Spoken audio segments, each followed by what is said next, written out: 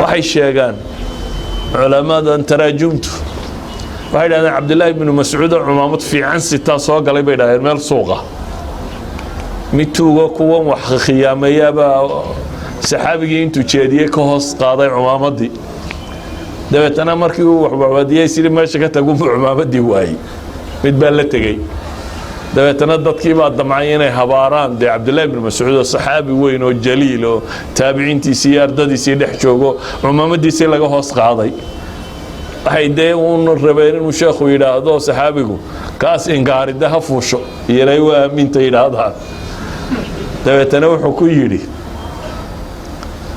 Allahumma inka ilaahay uu yiri kaas haday baahiyo geysayna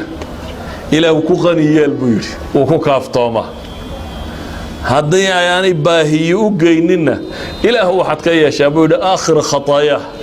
dembigiisa kii ugu dambeeya dembi uu galo ilaahu uga dhig buu leeyahay yani waa tuug buu ducaynayaa tuugii cumaamadda ka qaaday ayuu duceeyey wuxuu leeyahay ilaahu haddaan waxba haysanna ku qaniyeen hadday gaf ka ahaydna gafkiisii ugu dambeeyey rabbow ka dhig buu leeyahay waxyaabaha keena laabtu inay xaadhnaato waxa kamid ah infaaq fi sabiilillah wax bixinta qof kasto aad u caraysnayd aduu 2-3 jeer wax ku siiyo waa khayr Allah siiyo kaas waa nin ragaad u dhunta iskada soocan ma duu 2-3 jeer wax ku dhiiba adigoo aadafka ugu buurayay